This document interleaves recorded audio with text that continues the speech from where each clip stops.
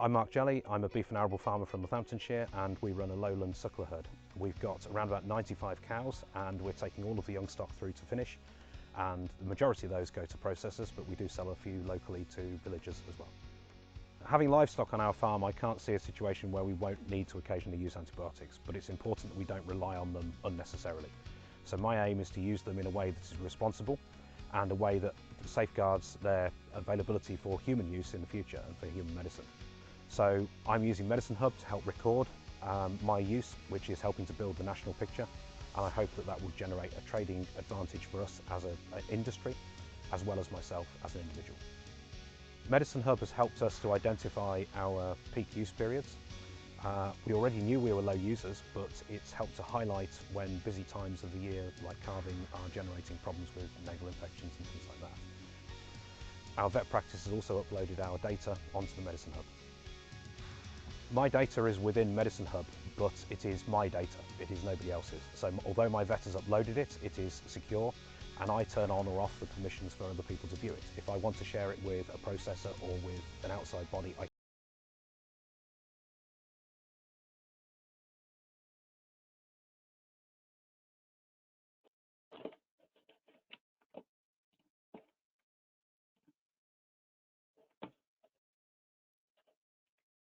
Hello there, thanks for joining. We are going to start in a minute. We're just going to wait and see if we've got any more stragglers coming in. But just while we do that, we want to run a quick poll with you. So we want to know if you could just run the dip spray poll, please, Christian, whether you dip or spray your navels at calving. Ben, just while that's running, you've just got back from Saudi Arabia. How did you get on there? Well, very interesting, thanks, Emma. They've got one farm I went to has 65,000 cows in the desert. The other, milking cows, this is. The other farm has 100,000 cows in the desert. Just incredible attention to detail with that amount of numbers and SOPs, and they've got two main advantages. They've got cheap energy and they've got cheap labour, but even with those advantages, they do a pretty amazing job. 2% young stock mortality, 2% adult cow mortality, if you believe them, and which you probably do. Yeah, pretty impressive, efficient stuff, really. They still do lose cows, we saw some of. Same as everyone. Thanks, Ben. So we've just had that poll answer come through. Can you just share the answers for that, please, Christian? There we go. So we've got 40% dipping and 60% spraying, Ben. So does that give you some information to go on? Yep, interesting. Brilliant. If we just close that then, Christian, thank you very much. Right, so we will kick off now. We will get going. So we are here today to talk about navel ill. We're going to talk about why navel ill is a problem, what the cause of navel ill is, and most importantly, how to prevent it. This webinar is part of the Maternal Matters series. So Maternal Matters is a campaign we've been running at AHDB, looking at replacement heifers and making sure they are fit to join the herd, and we follow them from conception and breeding them themselves all the way through to their first calving, up until their second. It's been running about a year, and we're at their first calving stage now, which is why we're talking about navel ill and hygiene, and yeah, it'll be just in time as well for spring calves as well, so hopefully it's timely. Just a little bit of housekeeping then. So you will remain muted throughout the call. We'll aim to finish by 8 o'clock. This webinar will be recorded and made available on YouTube afterwards. And when we've finished, you'll also be asked to complete a survey with just some feedback on. Please do fill that out. We do use it, and we make sure that it shapes our webinars and our events for the future. We're not going to run this webinar like we usually do. So we're not going to do 45 minutes talking and then questions at the end. We're going to ask questions throughout. So please do type your questions in as we go. We'll stop 2 or 3 times throughout the webinar to talk to Ben and have that conversation, and it's going to be very discussion based. So please do ask your questions. Just to show you how to do that, you should have a little orange arrow on the side. If you click that as shown, you should have a text box pop out and a little white drop down that allows you to type your question in there.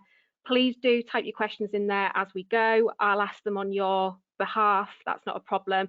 And any other issues you have, just type them in there as well, and Christine will pick those up and try and get you sorted. So the only thing that's really left to say then is, Ben, do you want to tell us who you are, what you do, and where you're from? No, thank you. I'm a vet qualified in 2002, and we live in County Durham. In 2000 and when was it? About 8 years ago, with the help of AHDB, we set up a carcass-based post-mortem service at a fawn and stock collection centre in County Durham. So basically, anybody in the northeast of England who wants a post-mortem could have it done by your own vet, could send it into the VLA, or could have it done by me at the fawn and stock collection centre. So we started that 8 years ago, and since then probably done about 10,000 post-mortems on 10,000 bodies. The demographic up here is half and half cattle and sheep, and of the cattle it's half and half beef and dairy. And the content of this webinar is basically what I've found by doing all those post-mortems. The reason we chose to do it at a fawn and stock collection centre is because obviously you don't have to deliver the carcasses, you can stack them high, you can sell them cheap, and you can hopefully cut out most of the bullshit and tell you what you need to do, if anything, to stop other animals going the same way. And yeah, I'm pleased that navel ill is in the spotlight, and neonatal calf management, because it's I found it surprising really how common it has proved to be as a cause of loss in the suckler herd. Navel ill, neonatal calf management, full stop. So why do we need to worry about it then? What's it going to do? Well, basically the navel, I'll show a picture in a minute. The navel is basically the connection between the cow placenta through the umbilical cord to the calf. So when the calf's in the womb, it gets all its nutrients through the navel. So the nutrients go through from the placenta, through the blood vessels, into the calf, straight to the liver, round the calf circulation, and in return, the calf excretes all its waste products through the liver, through its kidneys, and that they go out of the navel as well through the sort of omphalic vessels, which I'll show you in a minute. So basically, it's an open tube supplying the calf with all it needs in the womb. The snag is that when the calf is born, for a while, that tube remains open, and that becomes a problem because the bacteria that are in the environment, and obviously the more bacteria there are in the environment, can use that tube as a portal of entry for bacteria. They can just kind of cling onto it and work their way up the navel, and then they've got access to the entire body of the calf, and they can go and have a pub crawl and go and multiply and all those sorts of things, cause abscesses, cause septicemia by entering through that tube which the calf was using to get all its nutrients. And that's made even worse if the calf doesn't have enough colostrum as well. The calf is born, basically, it's a design flaw, with no immune system until it's drunk some colostrum, and with that completely open door to the environment. So, you know, two major design flaws that we need to overcome in the first 48 hours of life. So we'll show those photos in a minute, Ben, and for anybody with maybe not the strongest stomach or eating your tea, they are gory photos. I will warn you of that now. But what will navel ill typically look like in the live animal? Well, before we've chopped it up. I mean, that's quite a good question. Sometimes the signs can be quite non-specific, really. But you do get a swollen navel. I mean, everyone knows what the navel looks like, and sometimes you can feel a swollen navel. Like when you know where the navel kind of meets the dangly bit, you'll feel a swelling where the dangly bit meets the skin. Sometimes, but not always. And sometimes the bacteria can go in so quick that the swelling is inside and you never feel it. So the first thing you notice is a calf that is feeling fed up, goes off its food, stops drinking, It might get a temperature, but temperature might go up, but then it very quickly goes low again. So the signs are very non-specific indeed. Just a calf that looks like it's going to die, and then, sometimes despite your best efforts, it does die. Not very specific of anything really. But you can also get joint ill, because once the bacteria are in, they can go anywhere. So that means you can get it affected by any organ. You can get pneumonia, you can get joint ill, you can get meningitis. Just the random factor where the bacteria happen to go. But joint ill is quite common. So you'll see a calf, Right, shall I put some of your pictures up then, Ben? Right, here we go then. Do you want to talk about this one? This calf is a calf with what's called congenital hypotrichosis, so it's born without any skin. And I just thought it would be a good way of saying that calves are basically born immunologically naked, as in they have no immune system whatsoever when they come out. They're completely naked and vulnerable to bacteria in the outside world, because there are no antibodies across the placenta. So they're born with no antibodies, no immune system, until they've had their 4 or 5 litres of colostrum in the first 12 hours of life, and preferably at least 2 or 3 litres in the first 2 hours of life. So that's their immune system, and then they've got this open door to the outside world in the form of navel, which bacteria are trying to get into. So the bacteria are trying to get in every orifice they possibly can, in through here till they've got an immune system, in through here until the colostrum can sort of populate their immune system and fight all those bacteria off. So by dipping or spraying the navel, and we'll talk about that later, dipping, you've got to close that door, and then by giving them their colostrum and develop, which is basically their immune system, you have to lock that door to keep those bacteria out. So I think the next picture is a sort of an attempt at a schematic drawing. This is from a human, really. So here's a human placenta, and the human placenta is obviously linked to the human blood. So the blood, all the nutrients which is in the blood, here's the navel here, go through the placenta into the body there, into the body that way. There's the liver, round the body, round the lungs, round the heart, all that sort of stuff. And then the fetus itself kicks out all the bits it doesn't need through this tube here. So it's basically an inlet valve and then an outlet valve, and it all goes through the placenta, and the placenta deals with it all. So basically it is an open door, it is an open pipe, deliberately designed to get nutrients in, which for the first couple of days of life remains open, unfortunately, and the bacteria take advantage and get into it. And they can go in the out ones and out the in ones. So the bacteria can just go in this one and in this one too. And I'll show you what that looks like in real life. Oh, sorry. No, it's all right. Go on. So your first job is to dip the navel. Though maybe this is a good time to discuss the poll. What do you think? Yep. So we had that poll at the beginning. We had a 60% on spray and a 40% on dip. So this is my impression. This is the tube, right? This is my prop. The first prop here is the tube. That is the navel, right? So that is the tube that the nutrients get in when the calf is in the womb, right? So here's the tube. This is what happens when I spray a navel. Hang on, I've got some spray here.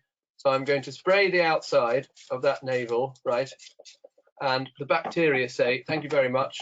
I don't mind about the outside. I'm going in the middle. So they've still got the middle here. And I have a hell of a job, unless I put a lot of spray on. I have a job, I'm spraying the outside here, but the bacteria say, right, thank you very much, I'll just go in the middle, because that's where they want to be. Whereas, if you dip it, right, here's my cup that I'm going to dip it with, I can put it right over the end, I can turn it upside down, and I'm literally pouring liquid into the middle of the tube, that's my navel there, and I'm pouring it right in the middle where the bacteria are going. So, personally, there's the tube in the middle, and the only way you're going to get into there is to spray. Is to dip it so that you're pouring the liquid right into the middle of that navel. Now, so personally, I'd be a dipper, not a sprayer, for that reason. And Ben, how often should you be changing your dip? Well, iodine is supposed to be getting more expensive, but it's not an expensive thing at the moment when you consider the consequences of not using it. So you basically want to you basically want to change the dip when it starts to get dirty and when it starts to get too much organic matter in it. So roughly, as a rule of thumb, perhaps every 3 or 4 days, something like that. But if you put the lid on, and if there's no, and it doesn't all volatilely, evaporate, and if there isn't any organic matter in it, then there's no reason why, if you haven't got many calves, you shouldn't change it every 2 weeks, something like that. But when it starts to get obviously mucky, then perhaps dip it. Let's change it, I mean.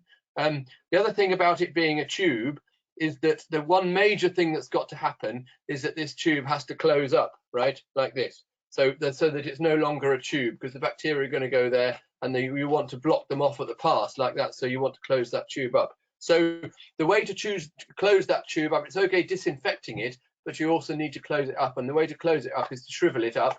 And the way you shrivel it up is making sure that there's plenty of spirit, which is either surgical spirit or isopropyl alcohol or spirit BP or even phenol, to make sure that you shrivel up this navel. And the shriveling up effect is just as important as the disinfecting effect, I think. And then people say, well, how often should I dip a navel? The answer is until it's properly shriveled up like that, so that there's no potential space in there, so that the bacteria can't get in. And if it shrivels up after one application of 10% iodine plus spirit, then one's all you need. If it still hasn't shriveled up after 10, then you need to dip it 10 times. And in question is how often. The more often, the better. And roughly, if you're walking past a calf or a lamb every 2 hours, then dip it every 2 hours until it's shriveled up, because the sooner it's shriveled up, the sooner the bacteria can't get in. Okay, and did you just want to describe the squelch test as well, Ben? Yeah, well, the squelch test is just proportional to how much bacteria there is in the environment. So obviously everything is a numbers game, and the higher the risk, the more bacteria there are in the environment, the higher the risk of all those bacteria going up your navel through the middle. So the squelch test is basically a proxy measure of the infectivity of the environment and how many bacteria there are going up. So the more straw, the more bedding, the more dry, the less bacteria you have in the environment, the lower the risk, especially if a calf is going to sit down and dip its navel in the contaminated environment rather than in the iodine. Okay, we've just got a few questions on this, Ben, so I'm going to ask them now. So one person, I know Christian's just come back to them, but one person's just said they can't see what you're doing. So for anybody that's watching on their phone and can't see what you're doing, you've basically got a kitchen roll tube, is it, that you're using as a pretend navel to demonstrate? Yeah, okay, I think most people can, Ben. I think it's just if people are joining on their phone or a different device to a computer. Well, so, try and imagine a tube, try and imagine one of those blue alkathene pipes that you never hit cattle with, and try and imagine the middle, and try and imagine the bacteria making their way through the middle of that pipe, and try and imagine spraying that pipe and trying to spray it in such a way that you get the spray into the middle of the pipe, right? It's quite difficult, I think, to get the spray actually into the middle of the pipe, unless you sort of spray it right up. Whereas it's much easier to imagine get some liquid into the middle of that pipe, much easier to imagine pouring it in, turning that pipe vertical and pouring it in the top. That's the way to get the liquid that you're trying to get into that pipe. And that's how you get contact between the antibacterial, antimicrobial, antiseptic iodine and the bacteria that are in the middle of that pipe. Yeah, thanks, Ben. So a few questions then. One is, there is very little evidence for navel dipping, although commonly advised. What do you think about chlorhexidine dip rather than iodine, especially as an iodine shortage is predicted? You're absolutely right about the lack of evidence. I don't know, I haven't come across many people using chlorhexidine, but I do know that chlorhexidine is more likely to be inhibited by the presence of organic matter than iodine is. I don't think personally there's any reason to deviate from iodine, which although there is very little evidence, the evidence there is says that iodine is probably the best thing when you mix it with spirit.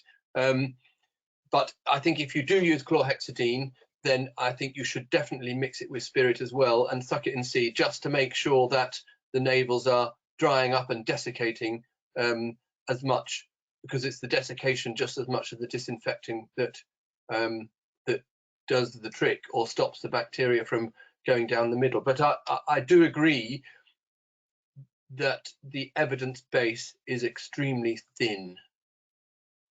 Okay, so we've got another one. I was told to use 50% iodine, 50% surgical spirit in the mix. Is this correct? I wouldn't disagree, but you are diluting the iodine. If you start off with 10% iodine and mix it 50-50 with surgical spirit, then you are diluting the iodine to 5%, which is getting below the 7% where people say, although again, the evidence base is rather thin. If you can get, I presume the job of the surgical spirit is to desiccate the navel. If you can get away with desiccating the navels with, say, 3/4 iodine and 1/4 surgical spirit, then I would probably be inclined to do that. Only because you're not diluting the iodine as much if you do that. Okay, and what about endomycin, spraying with endomycin? No, I mean, I think that is one of the things that, I mean, there may not be any published evidence, but my anecdotal evidence is to say that whenever people do that, they always get iodine problems for all sorts of naval problems, rather, for all sorts of reasons. You just do not get the persistent high enough concentrations of antibiotic in contact with the bacteria for long enough. It's just not a contact suitable antimicrobial, I don't think, endomycin. Okay, thanks, Ben. Should we just talk a little bit about the Fallen Stock Project? Yes. So, do you just want to describe what the Fallen Stock Project was, Ben, and then we'll do another poll looking at how many and what percentage of animals people think get navel ill?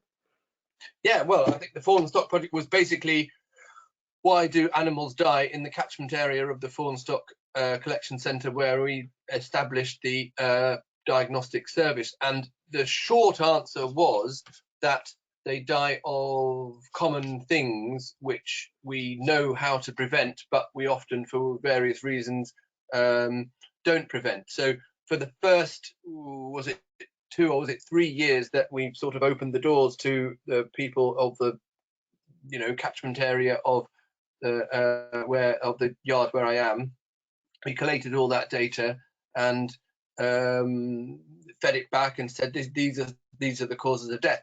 And for suckler calves, which you're talking about today, the analysis of the data is always tricky, right? Because you are, statistically speaking, a victim of all sorts of submission biases and other bias, and so you never everything that you come up with is always an estimate, and some estimates are better than others, and all models are wrong, but some models are useful.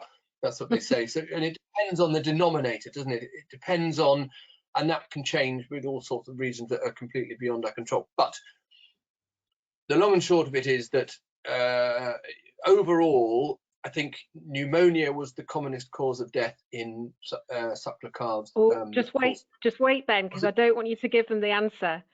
So we'll just run the poll. We'll just run the poll. Christian, if we can run the second poll, please. And what we're asking you is what proportion of suckler calves are estimated to die as a result of navel ill? And you've got the options of 3%, 8% and 15%. Ben, did you want to just keep saying what you were saying about pneumonia while that's running? Yeah, pneumonia was the commonest cause of death, but the trouble is that it depends what you're calling. All these things are estimates, and I think it's difficult to get consistency in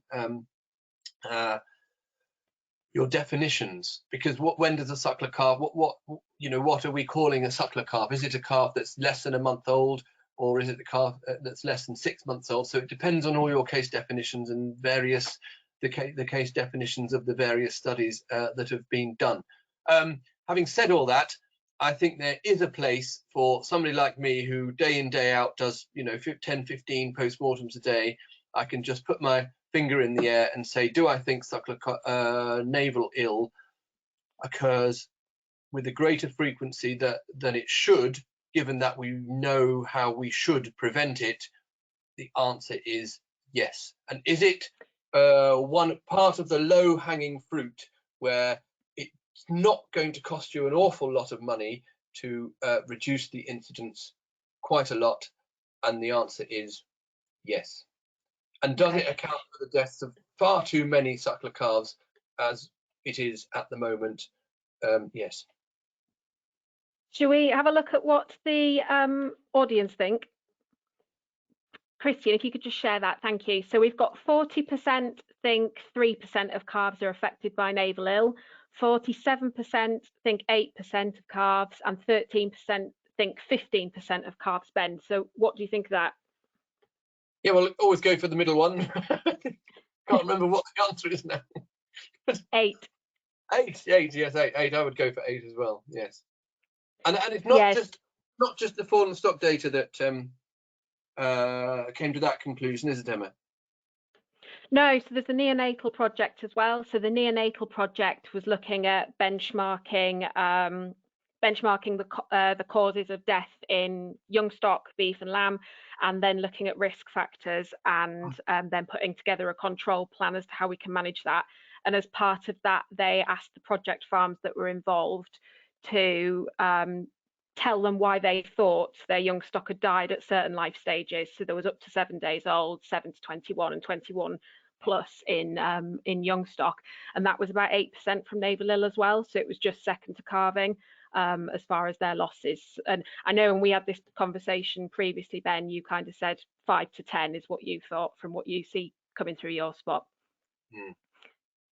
And we've just put the fallen stock results on the screen now. Christian, if you could just drop the fallen stock and neonatal links into the chat, please, that'd be great. And then people can go off and look at those projects if they like to.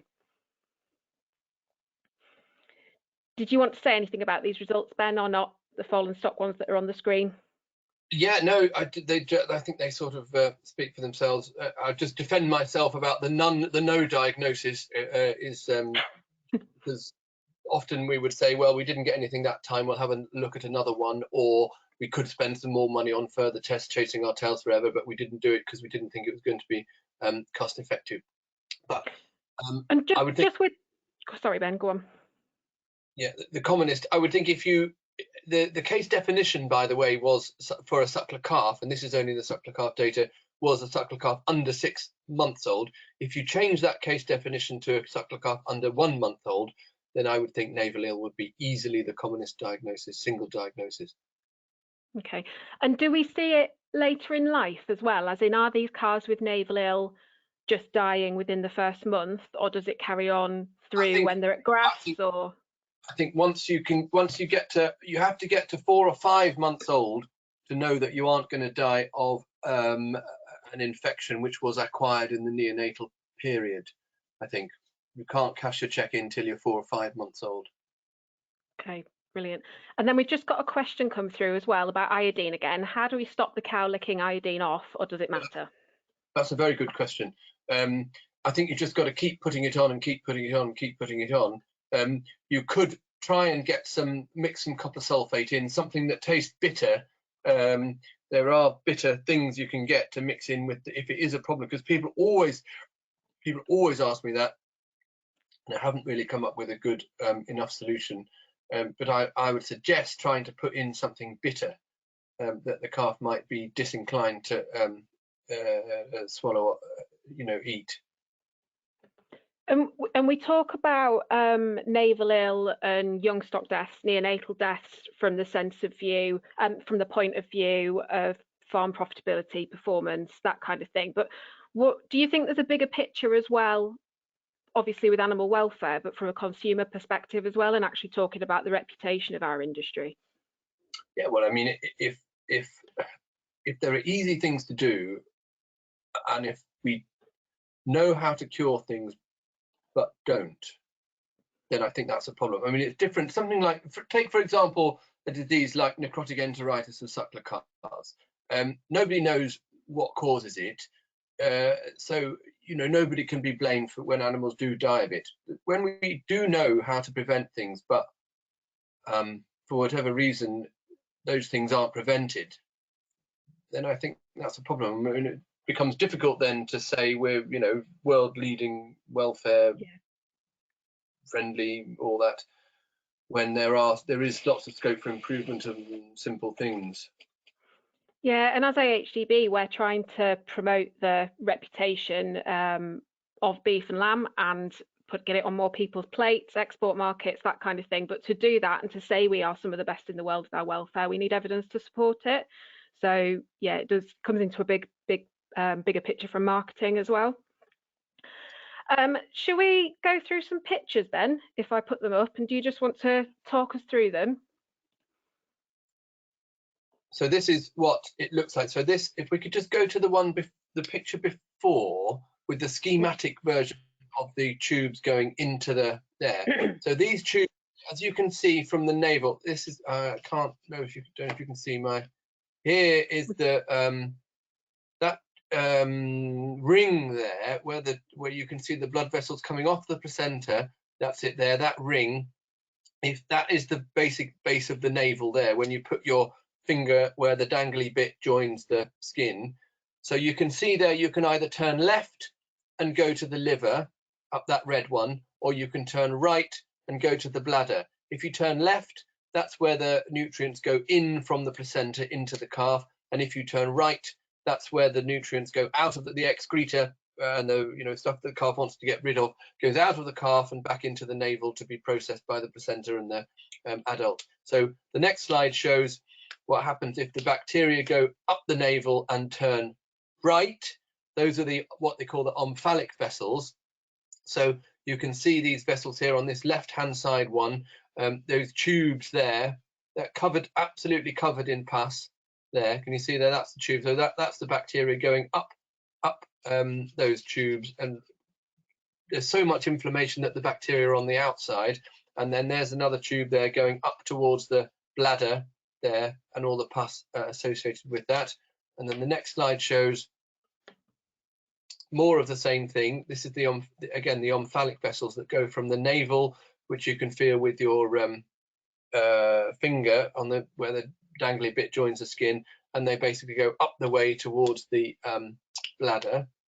And the next one shows the other way. If you go to turn left when you go into the navel from that dangly bit, you can see that this tube here, where I'm holding with my glove, goes straight into the liver, right? So that's basically a straight line into the liver. So the bacteria can just basically go through that tube and they're into the liver and have a pub crawl. And I think the next slide shows if I open that liver, oh yeah, that's a closer up version of some pus you can see within that tube. And then next slide, I think, is an abscess that's formed right where that tube joins that liver. So you can basically see, and the story here was this was a dairy farm actually, but they had they said there, I think we've got a problem in our Belgian blue bull calves, and I think they've got a genetic problem where they get to 6 weeks old and they all get jointed or they all get spinal abscesses. And both of these Belgian blue calves, well-grown Belgian blue calves that I looked at, had severe chronic joint ill, navel ill rather, in their livers like that at 6 weeks old. Now, the only difference between the Belgian blue calves and the black and white calves were the Belgian blue calves are a bit slow to get up and a bit thick and a bit dopey. And that meant that their navels were in contact with the ground for long enough that the bacterial load on those navels was enough to cause those infections, those abscesses in those livers. And I think the next slide shows that what happens when those abscesses spread to the rest of the abdomen like that. So you've got lots of what you call peritonitis in there, where you've just got pus all over the abdomen there, and then pus all over those linings of those blood vessels. And then the next slide, there, that's the same thing. And then the next slide shows, yeah, this is what was happening to these Belgian blue calves. You can see this is a cross section of the vertebral column. So you can see there's the spinal cord in there, that's it.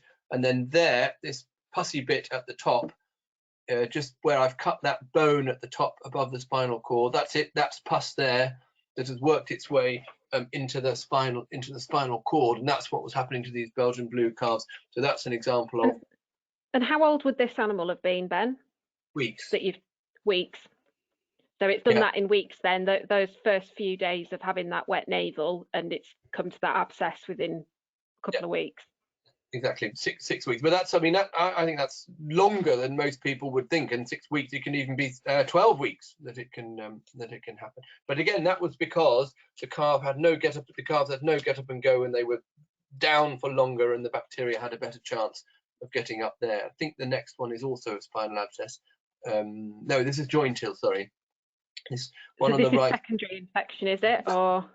And after, which has, been introduced at navel, but is kind of holed up and got bigger and bigger and bigger as the calf got older and older and older. And you can imagine this happening after, weeks and months. So the one on the right is jointil, and the one on the left, I think, is just lung abscessation, chronic lung abscessation, which has been there a long time after being introduced through a navel in the first 6 hours of life or so. And how old would those lungs be then, Ben?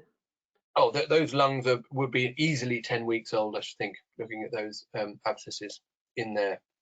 Okay. We do have a question while we're just on this as well. How do you feel about navel clamps and liquid retention? Navel what? Clamps. Navel clamps and liquid retention. Clamps. How do you feel about them? It could happen. I mean, I've never actually seen it, but personally, I don't think navel clamps are a very good idea anyway, because I think they're just a nidus for infection which can ascend. So I don't see a lot. I don't really have any strong evidence either way. Fluid retention, you'd only probably get fluid retention if you accidentally clamp the willy, wouldn't you? If you accidentally clamp the prepuce or something like that. But I don't really personally like the idea much of navel clamps, because they provide a nidus of infection, and probably you're much better off desiccating the navel quickly, I would have thought. Okay, and then we've just got a couple more of these photos left. Sorry, this is meningitis. This is the brain that you can obviously see pus in the in all three brains. Here's some pus behind the cerebellum here. There's some pus on the bottom of the brain, or the sort of lining of the brain, and then in the one on the right, you can see I've taken the lid off, and you've got pus within the brain, just to show that a 10-day-old calf which has got meningitis could easily have acquired that infection in the first few hours of life through its navel. And I think that could be, yep, that's it. And here's this one. This was how we sort of inferred the importance of the spirit within the iodine, because during the pandemic we had some people who went to the farm supply shop and happened to buy some iodine that didn't have any spirit in. It turned the navels brown, and it sort of would disinfect them, but they just didn't dry up. They would take 2, 3, 4, 5, 6 days to desiccate. And this was the result. The one on the right is jointil, and the one on the left is very rare in suckler calves, which is abscesses all over the liver as a direct result, as I showed earlier on, of going up the navel. So you have to make sure that the 10% iodine to kill the bacteria, and you have to make sure that there's spirit in it to desiccate the navels. And if the navels are obviously not desiccating, then you need to try plan B and go back and say, look, I want some iodine here with spirit in. And just for the avoidance of doubt on that, Ben, as far as finding out the percentage of what is in your iodine bottle, are you best just reading the bottle and getting on with it, or should you be asking, or how should you be approaching that situation? You need to ask the person when you're buying, what is the percentage of iodine in this stuff, and is it high enough, and please can you find out if you don't know. But I think it is useful to have spirit BP in it, because BP means it is British Pharmacopoeia, and that is your guarantee that it is what it says on the tin. Okay, so just while we're just going to move on to the next topic. So if anybody has any further questions, please do drop them into the box, because next we're going to talk about prevention. So please do drop any questions you have into the chat box. So we've mentioned a bit about hygiene then, Ben, we've mentioned a bit about colostrum, but we've maybe not gone into it in the most detail. How can we prevent navel ill and iodine as well, we've spoken about? Yeah, well, so obviously I would say dip, don't spray, but it sort of is a matter of opinion. As often as possible until the navel's thoroughly dried up. Yeah, environmental hygiene. The other thing to say is to sorry, Ben, just on the navel drying up then, you said before you've had farms or you've worked with farms where it's been taking 7, 8, 9 days. How long should a navel take to dry out with iodine? 2 days at the most. If it's going over 2 days, you've got a problem. Yeah, oh definitely. I mean, I've seen navels where there've been bacteria in the liver within 4 hours, where they've died literally, and they've set their stopwatch, and they've been virtually abscesses in the liver within 4 hours of the thing hitting the ground. So I think it happens that quickly. There's that. The other thing is for immunocompetence. I know there's no immune system, but even once you have an immune system developing, if you have things like selenium deficiency, which is common enough in suckler cows, then that will make all bacterial infections worse. So you can help to make sure the immune system isn't compromised by trace element deficiency by well, the best thing I think is just to bolus pregnant cows at about 6 months in gestation with I don't think it matters an awful lot which bolus, but one that contains copper and selenium and probably iodine, because some of those trace elements, especially selenium, will pass much better through the placenta than they do through the milk. So the calf has to come out preloaded with all those trace elements to boost its immune system. So that selenium deficiency isn't a reason for the immune system not working. Then more other causes of prevention are obviously environmental hygiene. The other thing is not having calves that sit for ages, and by ages I mean more than 24 hours, and don't get up. So that means your calves don't want to be too big. So that means you have to be careful about using an easy calving bull. And don't buy the thing about having too much protein in late gestation causing big calves. I'm not sure there's anything in that. I think protein in late gestation for cholesterol quality is much more important than worrying about calves that are getting too big for nutritional reasons. I think if a calf is too big, it's probably because of the bull or the gestational length, which is also the bull, or anything else. And I think we just need calves that get up quickly and have a lot of vigor about them when they do get up. So you just mentioned then, Ben, the sire influence on that. Is there a maternal genetic influence as well, or is dam responsible for calf vigor, or how does that work? Well, it probably is, but the maternal influence is in terms of whether or not it gets on with calving. So that's whether or not it's got subclinical hypocalcemia, or whether it's just sort of programmed to, whether it's prone to getting too fat, all those sorts of things. But also the quality and quantity of colostrum is on the sort of dam side, I think, because once you've closed that door by dipping the navel, you need to lock it by making sure there's enough colostrum early enough. And whether we like it or not, and whether it's a pain in the arse or not, you have to dip those navels, and you have to make sure these calves get enough colostrum, because study after study after study has shown that if you leave calves to it, then they, generally speaking, don't drink enough colostrum, full stop. So how do we know with suckler calves then, Ben, that the calf has had enough colostrum? Well, you can measure, you can take a blood sample out of the calf for ZST at about anything less than 10 days old to make sure it's had enough colostrum. But often by the time you get the result, it's too late to put any more into it, because the gut's closed by then. A colostromometer is extremely useful to measure the quality of colostrum, and a Brix, and you use that with either a dippy thing or a Brix refractometer to measure colostrum quality. But and then quantity is in your hands as well, because you can tube or make the calf suck enough colostrum in the first 2 hours of life. Yeah, and just as a bit of a proxy, I've got some information here from Colostrum is Gold that just says up to 4 litres of good quality colostrum within 2 hours, and that's the equivalent of about 20 minutes of vigorous sucking. So there's a proxy there, but it is obviously just a proxy, and quality will differ. And 4 litres is a lot. 4 litres is 8 pints.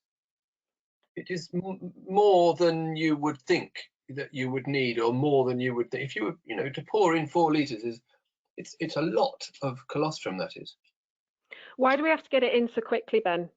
Because the gut, the way the calf, as I said earlier on, is not born with any antibodies at all. So the way it gets them into the blood, which is where they're needed, is that the colostrum goes into the gut, into the abomasum, and then into the small intestine. And for a limited period of time, those antibodies can be absorbed through the gut wall, intact and useful. But that only happens in the first 12 to 18 hours of life.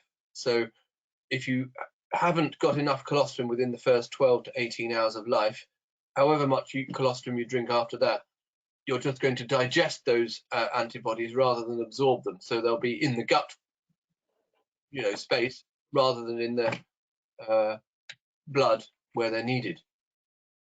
And you've got on your slide there that sucking's better, but tubing does a good job.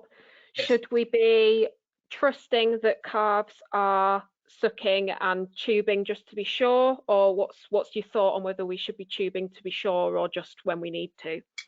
Well, most of the evidence, I think, on this subject comes from the dairy industry, where routinely they will just shove in with stomach tube 4 litres in the first 4 hours of life. And I mean, everybody's got to make their own decisions, but I don't think that would be the worst thing of all if every suckler calf got 4 litres of own downs colostrum within the first 2 hours of birth, or at least when you find it the next morning. I think they say that that doesn't make rumen drinking more likely, and they say that if you do it, you know it's in, and then it's in, and you can't be wrong. So. And I'll just stick this up as well, which was another photo you sent me. What do you just want to say about this? So the photo on the right is what it should look like. Lots and lots of cheesy, well-clotted curd of colostrum. And the photo on the left is not well-clotted. So the photo on the left, I think, is powdered colostrum, which you can buy, and is the same as any crap colostrum that you can buy cheaply and wasting your time by feeding it. Whereas the photo on the right is proper own dams colostrum, full of energy, full of antibodies, and full of exactly what the calf needs. So the order of what is the best colostrum is own dams colostrum first, own dams colostrum second, own dams colostrum third, fourth colostrum from another cow, as long as it's recently calved, preferably a cow, not a heifer.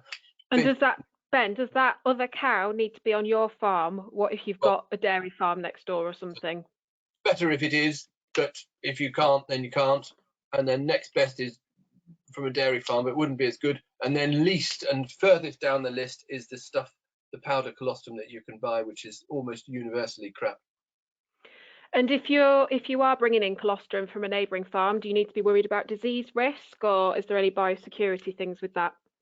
Well, you're getting into realms of which aren't really in my remit. But personally, if you're asking my personal opinion, I think the Ionis thing is vastly overstated, and I think more calves have been killed by being deprived of colostrum, you know, ostensibly to prevent Ionis, than have ever been stopped getting Ionis. I mean, I think just give it the colostrum, full stop, end of story. But your own vet may have to.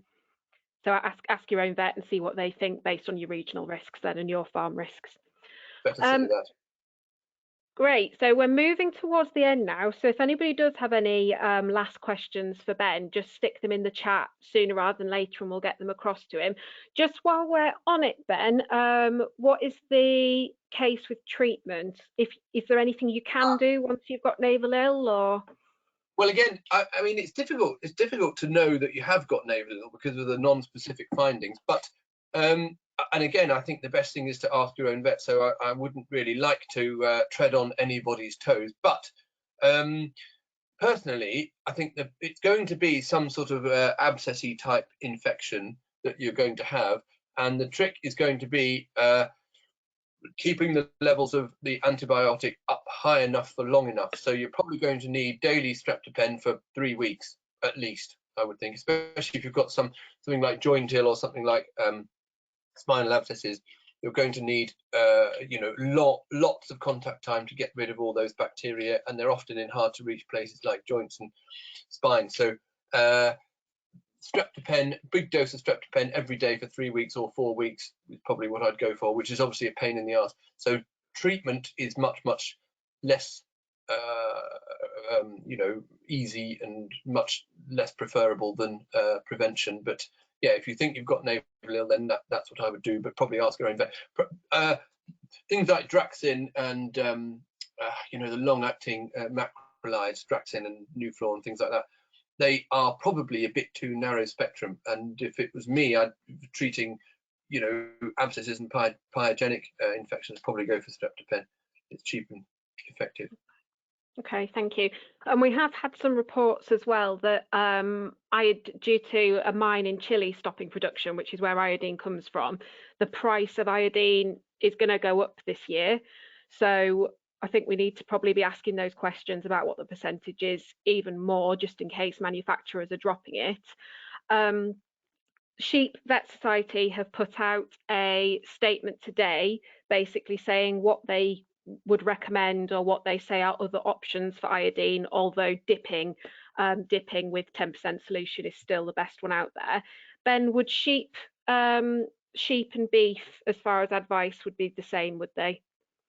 Exactly the same. I think, apart from it's slightly more difficult to dip a calf's navel than it is a lamb's, but yeah, I mean, I think exactly the same. But I think it probably will become more expensive. I think it probably will become more scarce. But really, in the scheme of things, iodine is not expensive stuff for what it does. You know what I mean? There wouldn't be many antibiotics that could be, that would be so effective as iodine and broad spectrum and, applied at the right time, in the right, where the bugs really are.